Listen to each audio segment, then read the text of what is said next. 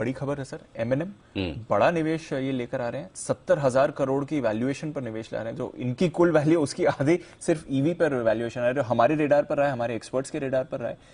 क्या मायने हैं इस डील के, और इसकी वजह से क्या ऑटो सेक्टर में और भी कहीं इंपैक्ट आ सकता है? देखिए, पहली चीज तो कि 900 रुपए के आसपास स्टॉक था, तब हमने एक स्टोरी भी की थी, हमारी एक्सक्लूसिव स्टोरी थी कि किस तरह से एमएनएम में पूरी तरह से रिस्ट्रक्चरिंग और बड़े बदलाव होने जा रहे हैं। ये जो इन्वेस्टमेंट हुआ है ब्रिटेन की कंपनी की तरफ से, बीआईआई जो ब्रिटिश इंटरनेशनल जो है, पॉइंट ये नहीं कि वो कितना पैसा डाल रहे हैं, कि 2000 करोड़ डाल रहे हैं, 1900 करोड़ डाल रहे हैं। पॉइंट ये भी नहीं कि उस कंपनी का वैल्यूएशन 70,000 करोड़ किया गया, जो कि महिंद्रा एंड महिंद्रा के वैल्यूएशन का आधा है। एग्जैक्टली है ना। पॉइंट ये भी नहीं कि उस कंपनी का वैल्यूएशन क्या है जिसका कामकाज अभी शुरू होना बाकी है इलेक्ट्रिक व्हीकल्स में। अभी तक उन्होंने काम शुरू नहीं किया, एक भी गाड़ी बनाई नहीं है। Correct, right, correct.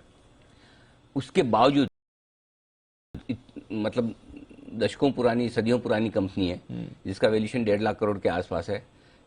उसकी एक सब्सिडरी कंपनी जो अभी काम करना शुरू करेगी इलेक्ट्रिक व्हीकल स्पेस में, उसका वैल्यूएशन 70,000 करोड़ करके ब्रिटिश इंटरनेशनल नाम की एक विदेशी कंपनी यहाँ इतना पैसा लगाती है। ठीक है, दोनों 1900 करोड़ लगा रहे हैं। इसमें दूसरी चीज इंपॉर्टेंट है, महिंद्रा से ज्यादा, महिंद्रा के लिए तो बहुत ही बढ़िया डील है, इसमें कोई डाउट ही नहीं है कि इस तरह का निवेश लाना अपने आप में बहुत बड़ी बात है।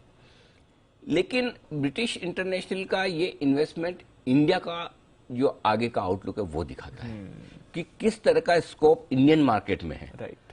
और किस तरह का स्कोप इंडियन मार्केट में, तो इंडियन मार्केट में लगभग हर विदेशी इन्वेस्टर को आना है इलेक्ट्रिक व्हीकल स्पेस में। राइट। चाहे वो टाटा मोटर्स हो, चाहे हीरो में आए हैं, मेरे ख्याल से टीवीएस में भी आ चुका है। अगर एक ही बचा है तो अशोक लेलैंड बचा है, हिंदुजा ग्रुप बचा, बाकी लगभग सब जगह कोई न कोई फॉरेन पार्टनर आ चुका है। सो ये पोटेंशियल है।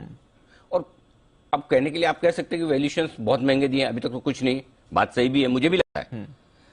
लेकिन हम, आपको और मुझे लगे उससे ज्यादा उसको लगना चाहिए जो पैसा डाल रहा है। Right, exactly. दो चीजें हो सकती है, एक बहुत जबरदस्त पोटेंशियल उन्हें दिखता है इलेक्ट्रिक व्हीकल स्पेस में इंडिया में, और इसलिए महिंद्रा जैसा नीट, क्लीन, बेहतरीन कॉर्पोरेट गवर्नेंस वाला ग्रुप आपको मिल रहा है, आपको प्रीमियम देनी पड़ेगी। एग्जैक्टली। और दूसरा ये कि चॉइस ही नहीं बची, बाकी सबकी एंगेजमेंट हो चुकी है, शादी हो चुकी है, एक ही या दो बैचलर बचे, एक दो ही बचे। हाँ, तो अशोक लेलैंड ही बचा है और महिंद्रा बचा, तो चलो महिंद्रा बेटर चॉइस है। राइट, वो भी हो सकता है। और ऐसा नहीं कि महिंद्रा ने अभी तक कोई इलेक्ट्रिक व्हीकल्स में अपनी बहुत बड़ी एक्सपर्टाइज दिखाई हो। रेवा वगैरह इन्होंने शुरू की थी सबसे पहले, इन्हीं थी, लेकिन वो जो शुरुआती जो मतलब कहना चाहिए कि वो बढ़त उन्हें मिल नहीं पाई जो उन्हें मिलनी चाहिए थी। सो आई थिंक मेरे ख्याल से कंपनी से ज्यादा मैं, है ना, इसे इंडिया अपॉर्चुनिटी के तौर पर देखता हूं।